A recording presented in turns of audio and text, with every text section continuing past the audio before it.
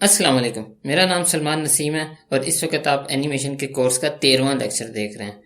आज के लेक्चर में हम सबसे इजीएस्ट वे से करैक्टर मॉडलिंग करेंगे, यानी एक करैक्टर का बेस मैश बनाएंगे। उसके लिए मैंने ये सबसे पहले प्लेन को ऐड किया, टैब दबा के एडिट मोड में गया, आल्ट एम दबा के सब वर्टिसेस को मर्ज कर लिया, सेंटर के ऊपर क्लिक कर दिया। इससे मेरी सब वर्टिसेस मर्ज हो गई और उसके बाद मैंने ई दबा के एक्सट्रूड कर लिया और उसे जी एक्सिस पे लॉक कर दिया। मैं 1 दबा के इसे फ्रंट व्यू से देखता हूँ और दोबारा से ई दबा के इसे एक्स एक्सिस पे एक्सट्रूड कर लेता हूँ। जब भी हम करैक्टर मॉडलिंग करते हैं तो हम उसमें मिरर मॉडिफायर यूज करते हैं। उसकी रीजन ये होती है कि जब हम एक साइड की मॉडलिंग करते हैं तो दूसरी साइड की ऑटोमेटिकली हो जाती है। उसके लिए मैं मॉडिफायर वाले सेक्शन में जाके मिरर मॉडिफायर लगा देता हूँ। ये तो लग गया। इसके बाद जो मैं दूसरा मॉडिफायर लगाऊंगा उसका नाम है स्किन मॉडिफायर। स्किन मॉडिफायर ने ये किया कि मैंने जो भी वर्टिसेस बनाए थे उसके ऊपर उसने स्किन लगा दी। और जो तीसरा मॉडिफायर मैं लगाऊंगा उसका नाम है सब डिवीजन सरफेस, जो हमने पहले भी यूज किया हुआ है। और इसके नंबर को मैं 3 कर देता हूँ। अपनी मॉडलिंग को आसान करने के लिए मैं ये एक्सरे के ऊपर चेक कर दूंगा ताकि मुझे नजर आए कि अंदर क्या चीज है। और दोबारा से इसे ई दबा के एक्सट्रूड करता हूँ, 3 दबा के अपना व्यू चेंज करता हूँ और इसे थोड़ा सा इधर ले आता हूँ और इधर तक तकरीबन एक्सट्रूड कर लेता हूँ। अब मेरे पास तकरीबन हाथ की मॉडलिंग हो गई। अब मैं जाके बेस वाले वर्टेक्स को सिलेक्ट करूंगा। अब मैं ई दबा के इसे थोड़ा सा यहाँ से बाहर निकाल लूँगा और इसी तरह एक्सट्रूड करते करते मैं यहाँ पे कुछ इस तरह से कर लूँगा।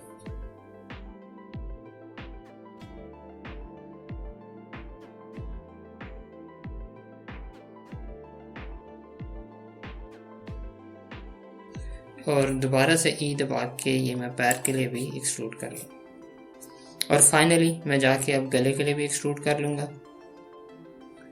और ई दबा के मैं सर के लिए भी एक्सट्रूड कर लूँगा। अब मैं हेड वाले वर्टिसेस को सिलेक्ट करूँगा, कंट्रोल ए दबाऊँगा। कंट्रोल ए दबाने से मुझे वो ये ऑप्शन देता है कि मैं इसकी लेंथ को छोटा बड़ा कर सकता हूँ। तो मैं उसकी लेंथ को थोड़ा सा बड़ा कर लूँगा। इसके बाद गले पे जाके कंट्रोल ए दबाऊंगा, इसे थोड़ा सा छोटा कर लूँगा।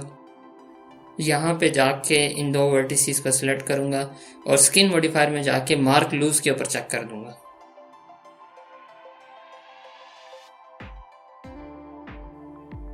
मैं एज सिलेक्शन करके इसे सब डिवाइड कर देता हूँ। दोबारा से वर्टिसेस में जाके दरमियान वाले वर्टिसेस को सिलेक्ट करके कंट्रोल ए दबा के इसे थोड़ा सा बड़ा कर लेता हूँ।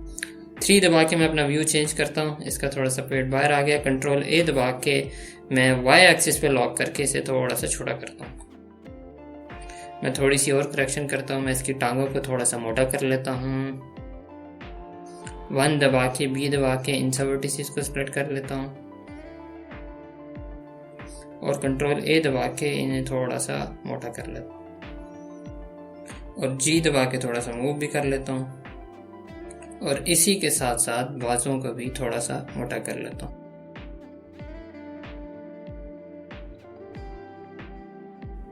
वन दबा के कंट्रोल ए दबा के इस तरह से। अब मेरे पास करैक्टर की बेस तैयार हो चुकी है। मैं टैब दबा के ऑब्जेक्ट मोड में ले जाऊंगा और मिरर मॉडिफायर में जाके मिरर मॉडिफायर को अप्लाई कर दूंगा। अब मैं स्किन मॉडिफायर में जाके क्रिएट आर्मेचर के ऊपर क्लिक करूंगा। ये क्या करेगा, ये काम करेगा कि जो सारी वर्टिसेस थी इन्हें एक आर्मेचर में कन्वर्ट कर देगा। उससे क्या होगा कि मैं फिर इसे एनिमेट कर सकूंगा। तो मैं ये क्रिएट आर्मेचर के ऊपर क्लिक करता हूँ तो उसने उसका एक आर्मेचर बना दिया।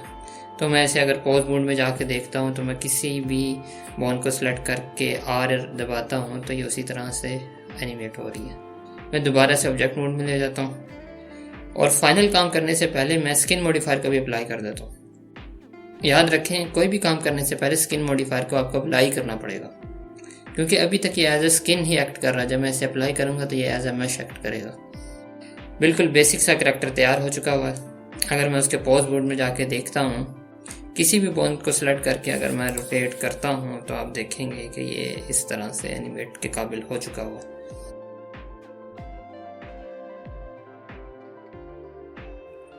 मैं थोड़ा सा इसे एनिमेट भी कर देता हूँ। मैं इस बोन को सिलेक्ट करके आई के बटन के ऊपर क्लिक करता हूँ। लोकेशन रोटेशन स्केल का की फ्रेम लगाता हूँ। अपनी टाइमलाइन को 40 पे लेकर जाता हूँ और आर दबा के इसे यूं झुका देता हूँ और इधर भी आई लोकेशन रोटेशन स्केल का की फ्रेम लगा देता हूँ और वापस जाके अपने करैक्टर के दोनों हाथों के ऊपर भी आई दबा के की फ्रेम लगाता हूँ और उसके बाद 40 पे जाके और 3 दबा के और आर दबा के इन्हें थोड़ा सा यूं नीचे कर लेता हूँ और फ्रंट व्यू से एडजस्टमेंट कर लेता हूँ।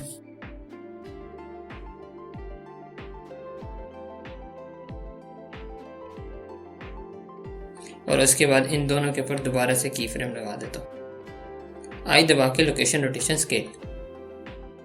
अब मैं अगर इसे साइड व्यू से देखूंगा तो ये इस तरह से रुकू कर रहा होगा।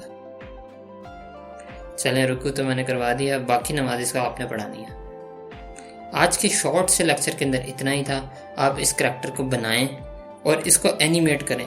ये बहुत बेसिक करैक्टर है, मैंने इसके अंदर इसकी उंगलियां तक नहीं बनाई और उसका पैर भी बिल्कुल बेसिक सा बनाया है। तो आप उसमें ये सारी चीज़ें बनाएं और इसको डिफरेंट स्टाइल के साथ एनिमेट करें। कहने का मतलब ये है कि आप इसे बनाएं और इसे ट्राई करें, इसे डिफरेंट पोज दें, उन्हें एनिमेट करें और जो भी रिजल्ट आए उसे ग्रुप में पोस्ट करें। इंशाल्लाह आपसे नेक्स्ट लेक्चर में मुलाकात होगी। अपना बहुत ख्याल रखिएगा। अल्लाह हाफिज़।